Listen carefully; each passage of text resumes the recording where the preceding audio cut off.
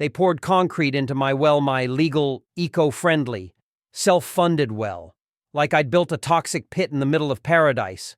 I wasn't loud. I wasn't flashy. I was just a civil engineer who wanted peace. But when the HOA president decided I didn't fit the aesthetic, everything changed. Let me take you back to the day it all started. And tell me, have you ever been punished just for doing things right? They say water finds its own level. I just never expected mine would make waves. When I moved to Silver Pines, I wasn't looking for trouble. After a decade of working as a hydrological systems engineer for a global firm, I walked away from the chaos meetings, corporate theater, the slow death of purpose, and bought a house in this postcard-perfect California enclave. No mortgage, just me, a quiet workshop, and a backyard full of possibility. The first thing I built wasn't a patio or a pool. It was a well. But not just a hole in the ground, this was a statement. Dug, engineered, and sealed by my own hands. It was 28 feet deep and lined with sustainable, food-grade material. It used a multi-stage filtration system more advanced than anything the city offered. I installed a solar-powered monitoring panel, and when the sun dipped behind the oaks, LED lights lit up the water like a sapphire in a granite crown. It wasn't just clean, it was art. Independence made tangible. I stood there one evening, glass of water in hand, watching the light dance beneath the surface. It tasted like freedom. That's when Evelyn Rhodes appeared. She walked up my driveway wearing a silk scarf and suspicion. In one hand was a gift basket full of overpriced cookies. In the other, her signature clipboard, the HOA queen. Every community has one. "Welcome to Silver Pines," she said with a smile that didn't quite reach her eyes. "I'm Evelyn, HOA president. I just had to see this legendary well everyone's been whispering about." She circled it like a cat eyeing a birdcage, admiration and calculation flickering behind her makeup mask. "You an architect?" she asked. "Hydrological engineer," I replied, pulling up real-time stats on my phone. "This system's cleaner than the municipal supply. Fully legal. Fully permitted." She nodded slowly, but something in her posture changed. The smile stayed, but the warmth drained. Very sophisticated. "Just a step toward water independence," I said, maybe too proudly. That was the mistake. Her voice cooled instantly. "We prefer interdependence here. Harmony. Uniformity." She looked me straight in the eye. "Innovations like this, they can disrupt the flow of the community." The word flow hung in the air longer than it should have. I felt it then, that gentle pressure masked as neighborly charm. The kind that says we saw what you built, and we're not sure we like who you are. She left me with a smile as brittle as glass and a final note. "There's an HOA meeting next week. You should attend. It's always good to stay aligned." She never once asked for a glass of water. I didn't sleep well the night after Evelyn's visit. Her words measured, polite, vaguely threatening, looped in my mind like a riddle I hadn't solved yet. The well still glowed quietly in my backyard, as if unaware it had just become a problem. The next morning, I found a flyer in my mailbox, HOA monthly meeting Thursday, 6 p.m., Community Hall, a line scrawled in ink below. "Looking forward to seeing you there. E.R." The community hall stood at the edge of Silver Pines like a neutral embassy, beige walls, plastic chairs, muted lighting. I walked in expecting polite greetings and maybe a few awkward introductions. Instead, I stepped into something far more orchestrated. 20 residents sat in loose clusters, most avoiding eye contact. Evelyn stood at the front like a conductor before her orchestra clipboard in hand, smile locked and loaded. "Before we begin tonight's agenda," she announced, "I'd like to present several updates to our Community Harmony Guidelines." Community Harmony Guidelines. I should have left then. She began reading from her stack of papers. Each line was short, surgically worded, and aimed directly at me. "All permanent structures visible from the street must adhere to HOA-approved aesthetic standards. No external light features may operate after sunset without express permission from the board. All private water infrastructure must be pre-approved by the Environmental Review Subcommittee. 15 new regulations in total, passed by executive consensus the week before, as Evelyn casually mentioned. I stared at her, then at the crowd. The words weren't subtle. She might as well have said, "This is about your Thomas." I stood. My voice was calm, but every nerve was awake. "Excuse me, but these guidelines appear to retroactively criminalize actions that were completely legal and permitted at the time. My well followed all existing codes, and the county signed off on every detail." Evelyn's smile widened, unfazed. "I understand your concern, Thomas. But communities evolve. Standards evolve. We have to ensure that everything remains in alignment with the overall character of Silver Pines." "That's not evolution," I replied. "That's retaliation," with a smile. There was a pause, long enough for the room to feel the discomfort, but not long enough for anyone to step into it. I scanned their faces, neighbors I had nodded to in passing, waved at while walking my dog. Not one met my gaze. A man in a golf vest looked down at his shoes. A woman beside him scrolled her phone like the meeting wasn't happening. I turned back to Evelyn. "Why wasn't the community notified before these rules were passed? We posted the updates on the HOA website and the bulletin board in the park." She replied, "Standard procedure. You're new here. You'll get used to how we do things." "You mean quietly and behind closed doors?" I asked. The room exhaled nervously. Evelyn dropped her smile for half a second, her real face cold, calculating peeked through before vanishing again behind charm. "I'd be careful with your tone, Thomas," she said gently. "You may be used to running independent projects. But here, we all live under shared standards. That's how communities thrive. Communities thrive on transparency and fairness." I shot back. Not intimidation disguised as civility. Her expression didn't change, but her fingers gripped the clipboard tighter. "Let's move on," she said. "We still have landscaping budgets and holiday schedules to discuss." The next hour blurred into administrative nonsense. I sat there, ignored, while discussions floated around mailbox colors and acceptable wreath sizes. But I wasn't listening. I was watching Evelyn. Every time someone raised a concern, she answered with honeyed assurance. Every glance toward me was a silent reminder. "You're not in control here." When the meeting adjourned, I lingered. So did Evelyn. "Thomas," she said, approaching with the same hostess energy she'd used on day one. "This doesn't have to be adversarial. You rewrote the rules after the fact to dismantle my property." "No," she corrected. "We updated guidelines for the good of the community." "There's a difference. You're targeting me." "That's a serious accusation," she said, feigning offense. "I'm simply enforcing policies that apply to everyone equally." "Except they don't. My solar lights violate code, but the ones on your lawn don't. My tomato plants are unsightly, but your topiary giraffes are art." Her eyes narrowed. "Barely." "We all make adjustments when we join a new place. Thomas, adaptation is part of becoming a good neighbor." "Adaptation," I asked, "or submission?" She took a step back, tilting her head slightly. "You know, you're very intelligent, but sometimes intelligence creates friction. You may find life easier here if you learn to soften your edges." I laughed.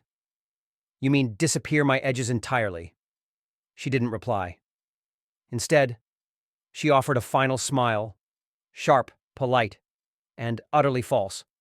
"Well then, enjoy your evening." She walked out with the slow, deliberate poise of someone convinced they'd just won. I left the hall and stood for a long moment under the amber streetlights, the cool night air doing nothing to cool the fire in my chest. That's when I knew this wasn't about one well. It was about a system polished on the surface, rotting underneath, and I had just scratched the varnish. It didn't take long for Evelyn's mask of diplomacy to fall away completely. 2 days after the meeting, I received my first violation notice. Red print, taped to my door. Unauthorized outdoor furnishing foldable drying rack visible from the street. Fine $50 per day until corrected. It was a towel. One towel. Drying in the sun. On a rack positioned just beside my back fence, barely visible from the road unless you craned your neck through the hedges.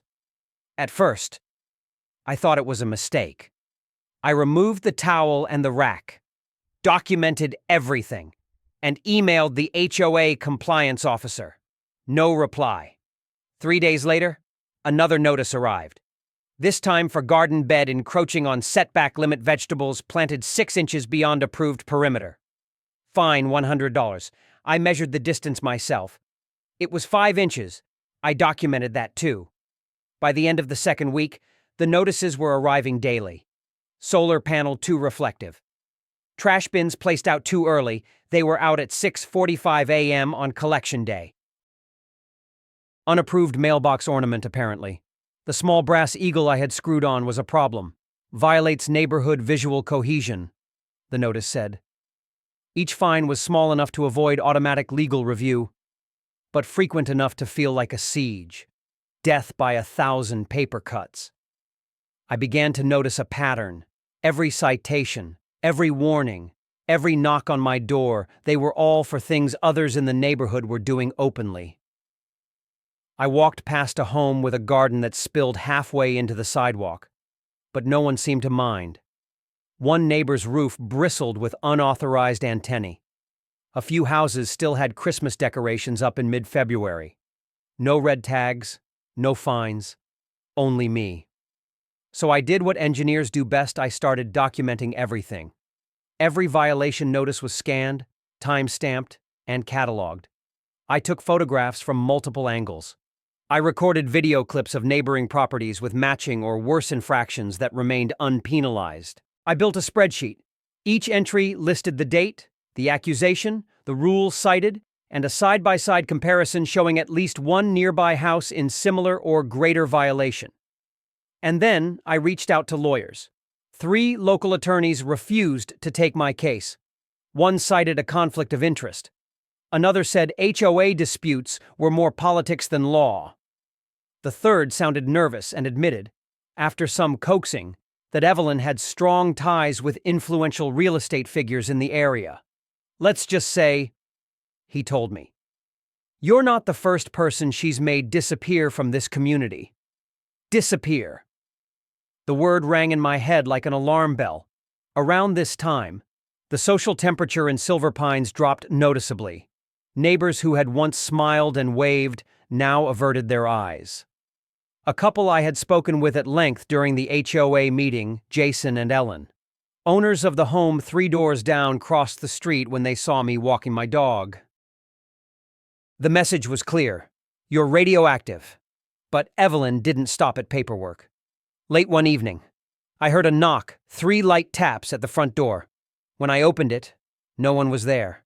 But inside my mailbox was a folded piece of paper. No envelope, no signature. Just 4 sentences written in a shaky but determined hand. Be careful. She's planning something big.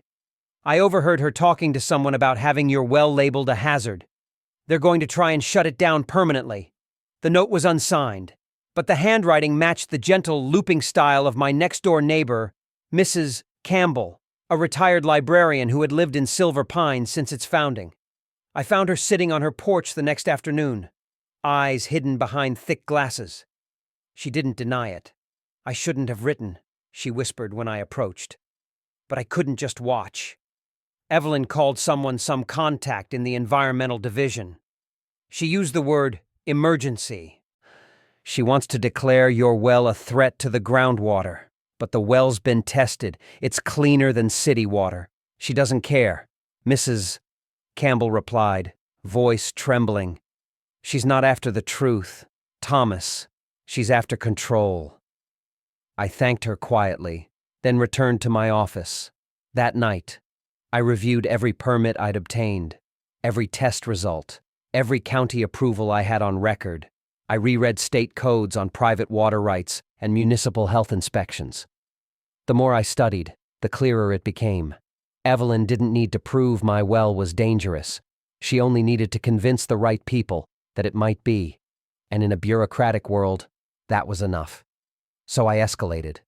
I installed a second monitoring system on the well, linked to a private cloud server. I began taking daily water samples and sending them to an independent lab in Sacramento. I installed a discrete camera above the rim of the well and another at the edge of my property. Not for intimidation, but for evidence. The next morning, I saw Evelyn on her usual walk, clipboard in hand, oversized sunglasses. She paused at the edge of my lawn, pretending to check her phone. I watched from the upstairs window as she took a slow, deliberate photo of my front yard. Then she walked on, her heels clicking on the concrete like a metronome counting down something I couldn't yet name. That's when it hit me. She didn't just want the well gone. She wanted me gone. The fines, the isolation, the whispers, the threats disguised as protocol. It was a full court press, a campaign of psychological attrition. One designed to erode not just property value, but identity, dignity. I had moved to Silver Pines for peace, but what I'd found was war. Only this one was waged with paperwork, paranoia, and plastic smiles. And I was starting to realize if I didn't fight back strategically and soon I wouldn't just lose the well, I'd lose everything. I had come to understand that Evelyn didn't just want me to leave, she wanted to erase me, slowly, surgically. But I thought I still had time. I thought the system, with its rules and paperwork, moved slowly enough for logic to catch up. I was wrong. At 6:14 a.m. on a Thursday, I woke to the guttural rumble of engines. Not lawnmowers or delivery vans, something heavier, more deliberate. I threw on jeans and a sweatshirt and rushed outside barefoot. 2 concrete trucks were parked in my driveway. A third vehicle, a county-marked pickup, was idling across the street. 3 men in high-visibility vests and hard hats were unrolling plastic sheeting around the perimeter of my well. Yellow caution tape fluttered in the morning breeze. A large red sign had already been staked into my lawn: danger, groundwater contamination risk, emergency action in progress. I froze. What the hell is going on? I demanded. The older man in charge, his name badge read. Chuck looked at me with tired sympathy. Sir, we've been authorized to conduct an emergency environmental remediation. Your well's been identified as a contamination source. We're sealing it immediately. This is a mistake, I said, already reaching for my phone. I have permits, lab results, real-time data. That well is safer than municipal supply. Who authorized this? He handed me a clipboard, county documents, stamped and signed. The request had come from the HOA, citing elevated chemical traces, a public health threat, and the need for immediate containment. County approval was granted 48 hours earlier. I hadn't received so much as a warning. You can't do this without my consent, I said, voice rising. This is private property. Chuck gestured toward the county officer stepping out of the truck. The man wore a badge clipped to his windbreaker and carried a handheld tablet. Actually, sir, the officer said, in cases of verified environmental hazard, we are legally permitted to intervene on behalf of the public. The HOA submitted documentation from an independent consultant indicating significant groundwater risk. We followed up with expedited testing, and the results confirmed concern. No one tested my well, I snapped. I've had third-party labs running daily analysis. I'd know if anything was off. He shifted uneasily. You'll have an opportunity to contest the findings at a formal hearing. But the remediation proceeds today. The hoses were already in position. One of the workers gave the signal. I watched in horror as wet concrete began to pour into the mouth of my well. I turned on my phone's camera and began filming. The beautiful granite-lined opening, something I had carved with my own hands, was now being choked by a slow, gray flood. The LED lights flickered and died beneath the thickening slurry. The water that had once tasted like clarity itself vanished beneath industrial sludge. 28 feet of engineering excellence and personal pride buried in cement. My voice shook as I continued narrating for the video. They're filling a perfectly legal, fully permitted, environmentally safe well, based on falsified reports. I am documenting every moment of this unlawful destruction. No one stopped me. They didn't need to. The damage was done. And then, as if on cue, Evelyn Rhodes arrived.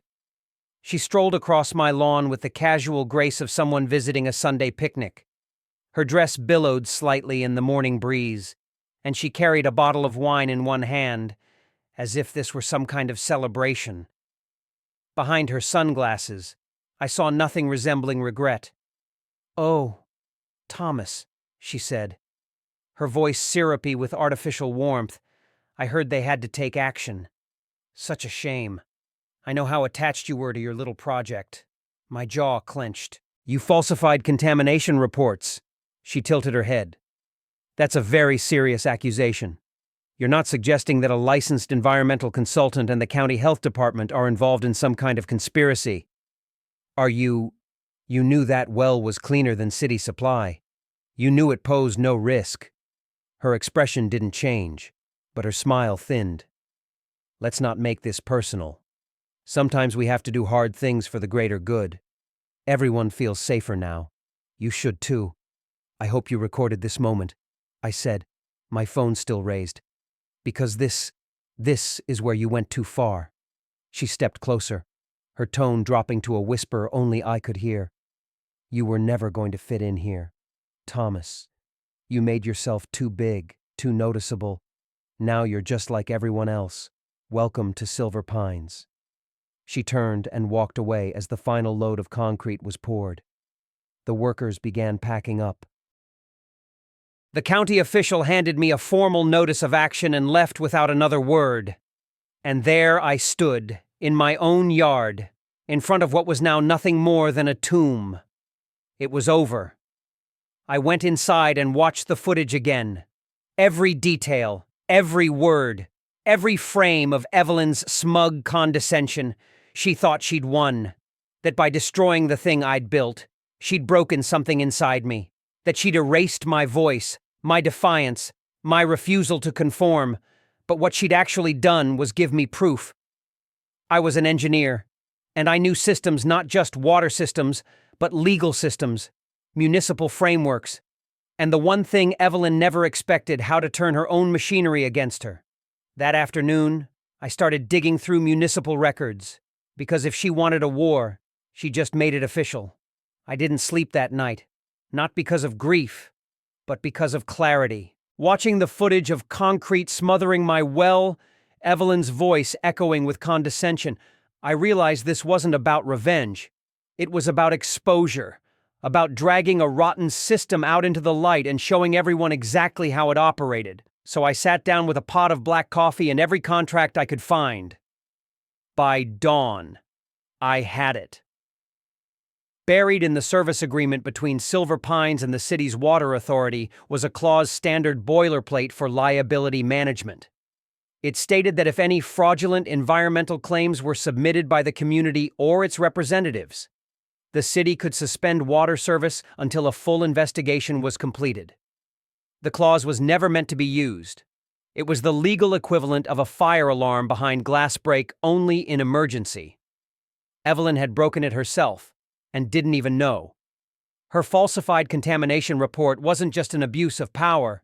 It constituted a contractual violation with the city. If I could prove that she'd knowingly submitted false information, the entire community's water access would be jeopardized, and more importantly, I'd have leverage strong enough to crack her illusion of control wide open. But I needed more than suspicion. I needed a confession. So I devised a plan. Not as an engineer this time, but as a tactician. First, I sent Evelyn a message. I phrased it carefully, choosing words that would lower her guard.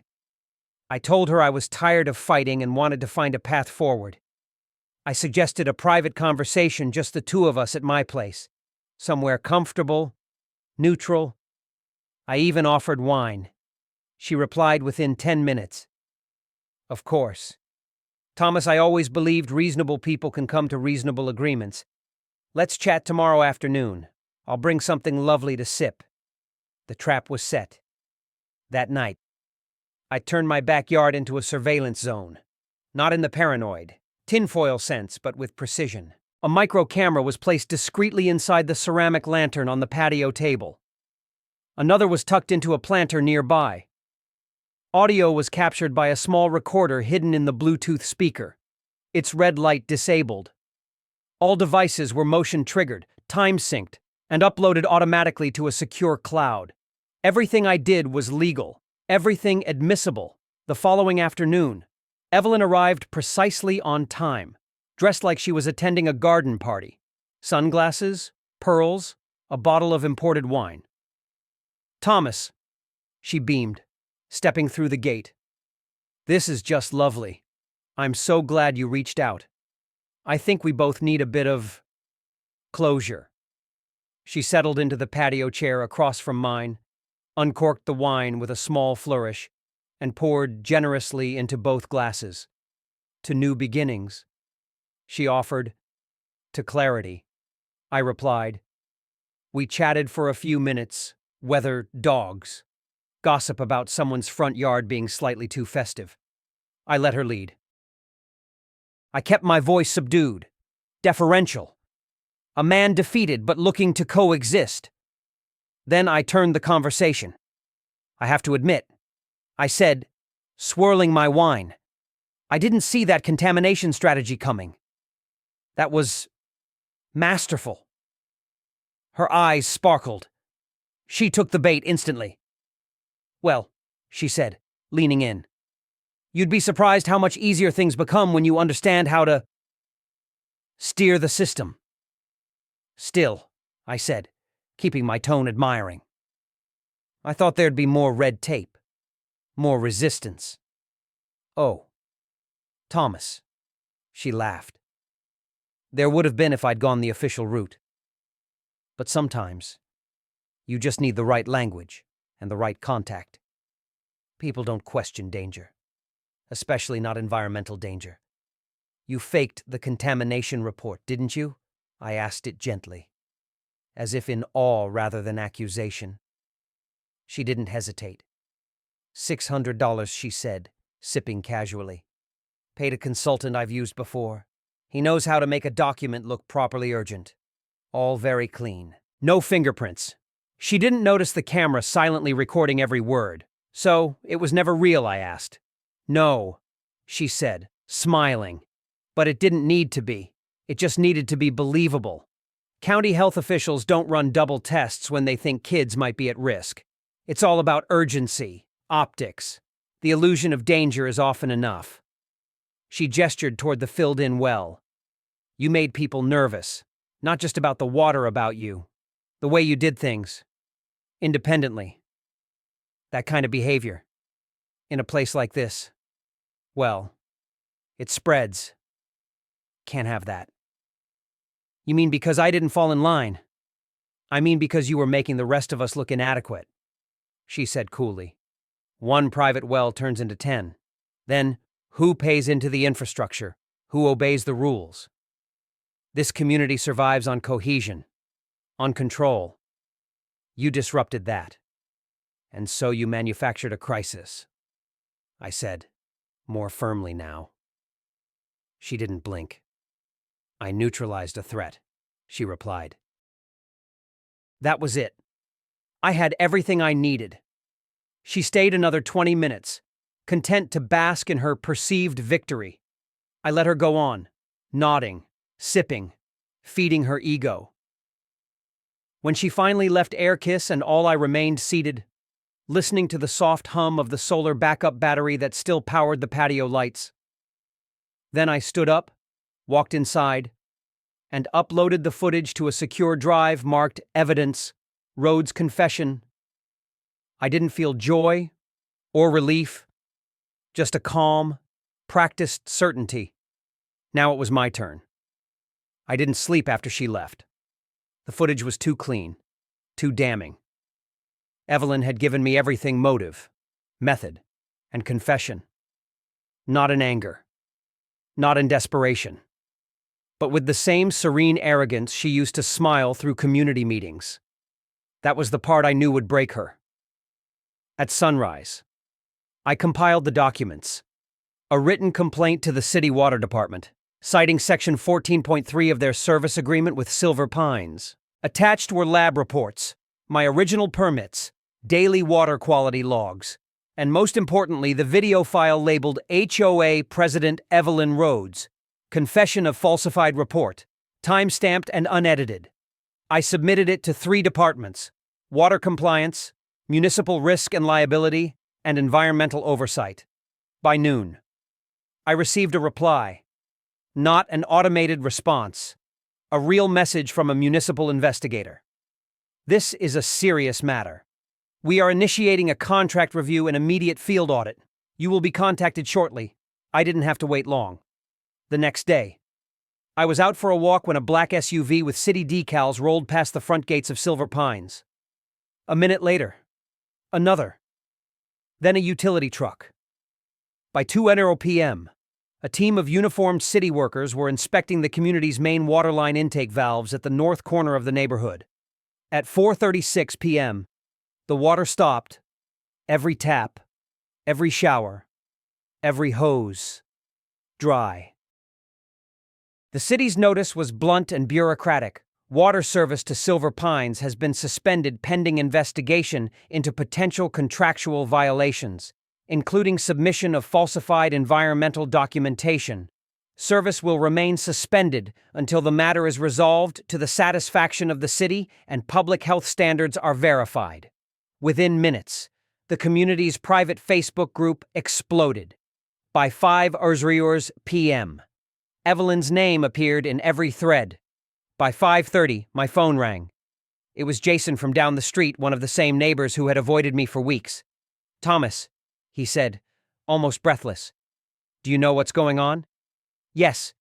"Did you cause this?" "I submitted evidence of a crime."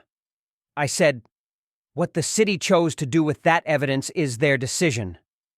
There was a pause. "Can you fix it?" "That depends," I said. "Is the community ready to face the truth?"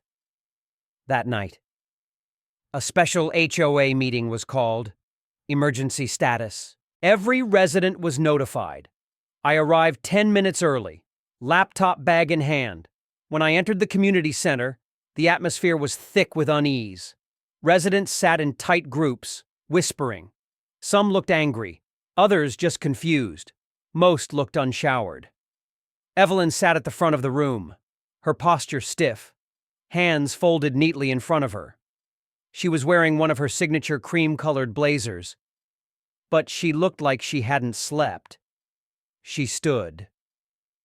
"We're dealing with an unfortunate misunderstanding," she began, her voice strained but composed. "It seems the city misinterpreted some documentation submitted by the HOA in relation to water safety. I am confident we can resolve this quickly once we clarify the nature of those reports." I waited for her to finish. Then I stood and walked to the projector. "No misunderstanding," I said calmly. The water was shut off because the city discovered that a false contamination report was filed on behalf of the community. Gasps broke across the room. "And I have the proof." I continued, connecting my laptop. "This is a recording, time-stamped and unedited, of your HOA president confessing that she paid a consultant to fabricate an environmental report in order to destroy my private well." I hit play. Evelyn's voice filled the room. $600, paid a consultant I've used before. He knows how to make a document look properly urgent. A few people looked at Evelyn. She kept her face still, but her hands gripped the table. It didn't need to be real. It just needed to be believable. You made people nervous. That kind of behavior, in a place like this, well, it spreads. When the clip ended, the silence was total. Then chaos. "You lied to all of us. You endangered my kids for some personal feud. Do you know how many gallons I had to carry from a gas station today? Mrs. Campbell stood slowly, her voice shaking. You used us. You used your power to bully one man and drag the rest of us into your lies. Evelyn stood, her voice cracking. This has clearly been edited. It hasn't. I cut in. I have raw footage with embedded metadata, verified by a third-party server. You can deny it. Or you can step down. The room erupted again, but this time, it wasn't chaos. It was resolve. I motioned to remove Evelyn Rhodes as HOA president immediately. Someone called out, seconded, all in favor. A sea of hands went up, some trembling, some emphatic, all fed up. Only Evelyn voted against. She stood alone, stripped not by force, but by truth. As the meeting adjourned, people approached me. Apologies, regret, gratitude. One man admitted he'd known what Evelyn was doing but stayed quiet out of fear. She made it clear anyone who questioned her would be next. He said, "We all thought it was safer to say nothing. Silence is what kept her powerful." I replied, "But it's also what broke her the moment truth got loud." As I left the hall, the former president of Silver Pines sat alone in the front row, staring at nothing. Her world now as dry as the faucets in every home around her. And for the first time since moving there, I felt the neighborhood breathe, not in unity, not in celebration, but in relief. The day after Evelyn's removal felt oddly quiet, not celebratory, not vindicated, just still. The kind of stillness that settles after a storm, when the wreckage is visible and the adrenaline has nowhere left to go. Silver Pines hadn't just lost a leader, it had lost the illusion that everything was perfect beneath its manicured lawns and white stone driveways. And for a while, no one quite knew what to do with that. The city restored our water service within 24 hours of receiving the HOA's formal disavowal of Evelyn's actions. That letter had been drafted in the final moments of the emergency meeting, signed by every present homeowner except one. Her name remained a silent blank at the bottom of the document. Like a missing puzzle piece, no one wanted to find anymore. My phone rang all morning, neighbors offering thanks, apologies, awkward small talk. One even brought over a pie. Jason, the man who had once avoided eye contact, stopped by to ask for advice on installing solar panels. "Figure I might as well contribute something real," he said, shifting uncomfortably as he stood on my porch. "Not just decorations and rules." That same afternoon, I received notice that the city would be fining the former HOA board, Evelyn included, for breach of environmental reporting ethics, with additional civil penalties pending. But that wasn't what mattered most. What mattered was the letter I received the next day. It came from the county mediator's office, a legal resolution confirming Evelyn's liability for the destruction of my well. It included a breakdown of damages, legal fees, and restitution. The total sum just over $42,000. It wasn't just a check, it was a clean slate. I stood in my backyard, in front of the concrete scar where my first well had once been, holding that check like it was a blueprint, and I began again. But this time, I didn't build it for myself. This time, I built it for us. I hired a professional crew, working alongside them every step of the way, not because I had to, but because I wanted to lay every pipe, inspect every seal, watch every layer of filtration go into place. This new well would go deeper 35 feet down into Colorado's cleanest subterranean streams. The filtration system would be multi-tiered, solar-powered, and smart monitored with open access to anyone in the neighborhood who wanted to view real-time water quality stats. Transparency by design. And most importantly, the system was built to share. We laid branching access lines to 3 neighboring lots. Not mandatory connections, optional ones, a gesture, a bridge. Something to say. We can do things differently now. Mrs. Campbell was the first to sign up. She'd been struggling with her water bills for years, something no one realized because she was too proud to complain. When the new line reached her yard, she teared up quietly and said, I never thought I'd see the day Silver Pines chose generosity over image. A week later, the couple on the corner asked to connect their ADU accessory dwelling unit to the system for emergency backup. Then Jason. Then another. By the end of the month, 6 homes were linked into the new well, a quiet rebellion against uniformity, sealed under native stone and reinforced with cooperation. And it didn't stop there. Inspired by the well, a group of residents formed a sustainability committee, voluntary, transparent, and open to all. The HOA board, now temporarily chaired by a retired school principal named Helen Park, approved a pilot project to incentivize solar panel installation and drought-resistant landscaping. Soon, front lawns began transforming not uniformly, but uniquely. Gardens sprouted in place of perfectly trimmed sod. A miniature library box appeared near the mailboxes, filled with everything from gardening guides to mystery novels. Someone planted wildflowers along the eastern sidewalk. Someone else offered to build a composting system for the cul-de-sac. It was as if removing the rule book had reminded people how to write again. And Evelyn. Her decline was quiet, but definitive. Within 2 weeks, the legal notice from the city had triggered formal investigations. The consultant she'd paid to fabricate the contamination report refused to take the fall alone and submitted emails and payment receipts in exchange for immunity. That evidence was forwarded to the county prosecutor. By the end of the month, Evelyn's house had been listed for sale. She didn't host a goodbye party. No tearful farewells. Just a moving truck that came and went under the cover of an overcast morning. A few neighbors stood at their windows but said nothing. When she passed my yard on her way out, she didn't look at me. And I didn't need her to. Some fights don't end with declarations. Some just dissolve. The last piece of concrete from my original well was dug up and removed 2 days later. I kept it. Not out of sentiment, but as a reminder. I placed it at the base of the new system. A rough gray shard among the polished stone. Unmarked, unspoken, but never forgotten. One evening, I sat beside the new well with Mrs. Campbell and 2 other neighbors as the sun dipped behind the trees. The LED lights flickered on, casting that familiar blue glow across the smooth water. Children played nearby, chasing shadows through the garden paths. Somewhere down the street, music floated faintly from an open window. This is what it should have been from the start. Mrs. Campbell said softly, "Not fences and fines, just people. Trying." I nodded. It wasn't utopia. We still had disagreements. Trash bins still occasionally blocked sidewalks. Some people still didn't wave back. But something fundamental had shifted. The fear was gone. The silence had broken.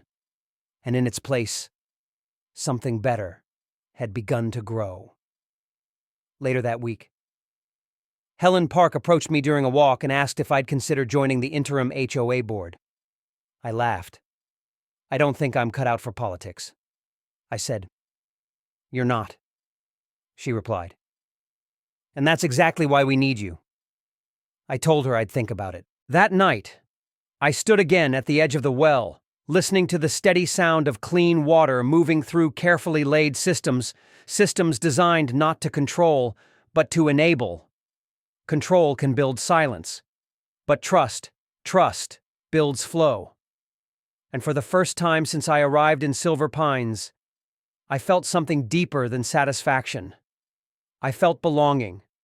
6 months after the last HOA meeting, life in Silver Pines had taken on a rhythm that felt almost natural. No more violation notices taped to doors at dawn. No more community-wide anxiety disguised as order. For the first time since I'd moved in, things felt like they were moving forward without fear.